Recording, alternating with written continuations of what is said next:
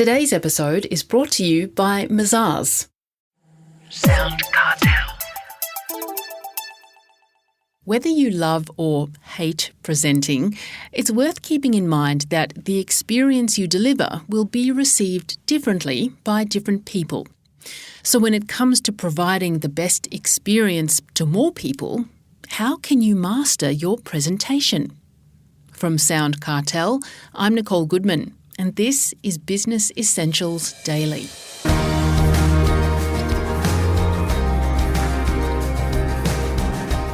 Most of us have sat through a lot of presentations, some of which resonated and others perhaps bored you to tears.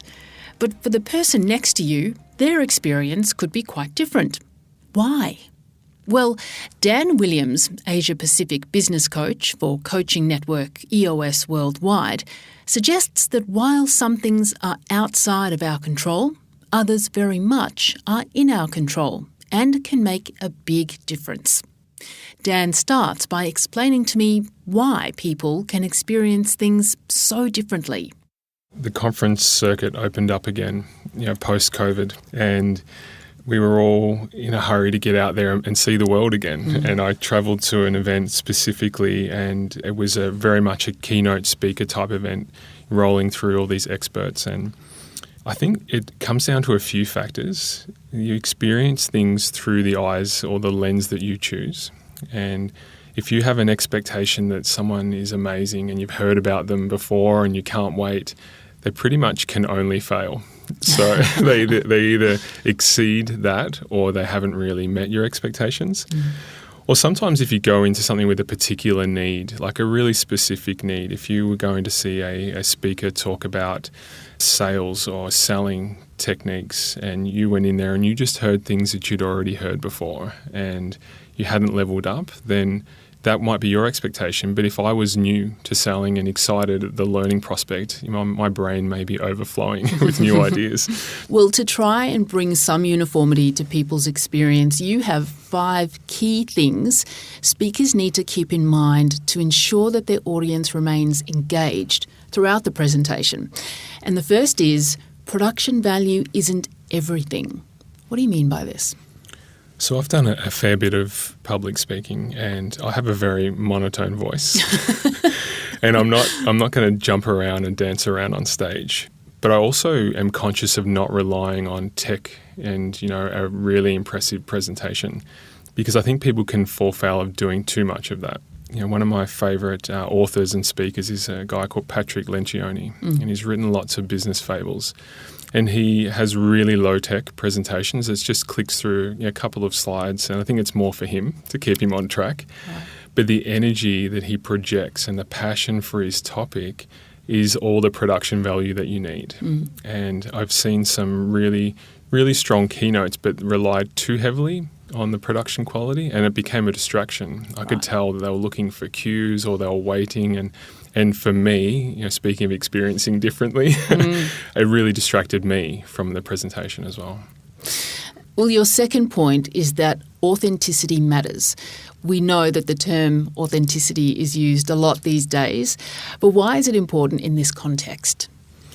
Authenticity in the context of speaking or presenting is about giving people an opportunity to connect with you. And if you show up and put on a show, people with a little bit maybe above average EQ will pick up that it's not you, or that you don't feel it, or that you're not owning it, and they won't connect. And ironically, they're the ones you want to connect with. And I've been to a presentation earlier this year, and it was on a topic that I was pretty comfortable with, so I was just looking forward to seeing the speaker. And last minute, they didn't show. They had some health issues, and that someone stepped in for them. And there was zero authenticity. Like they were literally reading through. And I thought, wow, isn't it amazing how much impact that has on the presentation? Because I knew that the person who had prepared it wouldn't have read a single thing and they would have just shone. And I think if you allow your audience to connect with you authentically, it leads to a deeper learning as well, and it really embeds with the people. Mazars has been a long-time supporter of SoundCartel, and now they're helping us bring you this podcast. To find out how Mazars can support your business, visit mazars.com.au. That's mazars.com.au.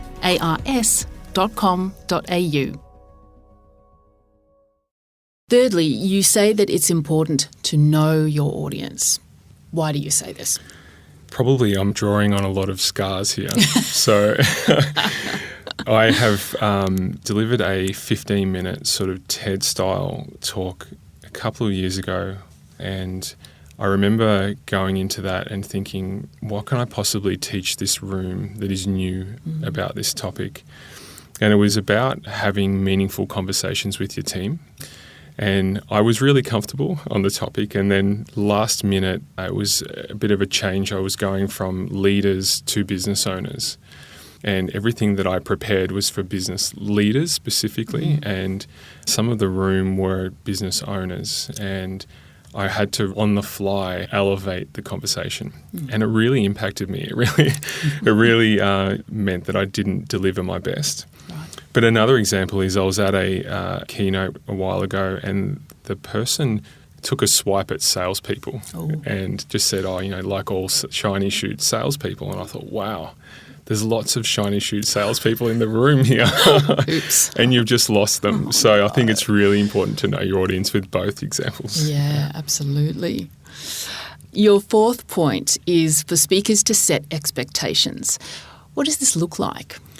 Years ago, I was in Orlando and I saw Guy Kawasaki do a keynote. And so Guy Kawasaki was the Chief Innovation Officer at Apple. Hilarious, really well polished. And he walked out on stage really commanding and he said, "I've only got 10 slides." And the reason I'm telling you I've only got 10 slides is because if it absolutely sucks, then there's only X number of slides to go.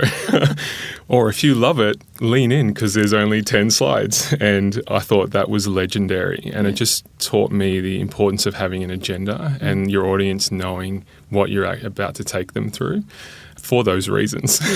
Yeah. Finally, Dan, you suggest that it's not always what you say. Now, this is an important point to land on. Tell us what you mean. So one of my favourite keynote speakers is Simon Sinek, and I've seen him a few times. He has a really amazing capacity to pause, and he pauses really well. And some people talk through the pause, and some people feel like they need to give you maximum value, and they just don't stop. So sometimes it can be a combination of how you speak and you pause, but also how you command yourself on stage and you move in sort of flow with what you're delivering. There's a keynote speaker, Nancy Rademacher, out of the Netherlands, and she's phenomenal. And she has a really cheeky style, and it's not what she's saying, it's how she says it. So much of what you can rely on as a speaker is in the content.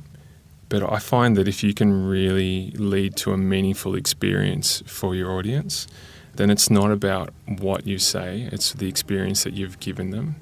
And also, if you leave a seed in their mind, they take with them after that, and that leads to like a perpetuating concept, then that is far more powerful than just attending a 15-minute TED Talk. That was Dan Williams, Asia Pacific Business Coach for EOS Worldwide.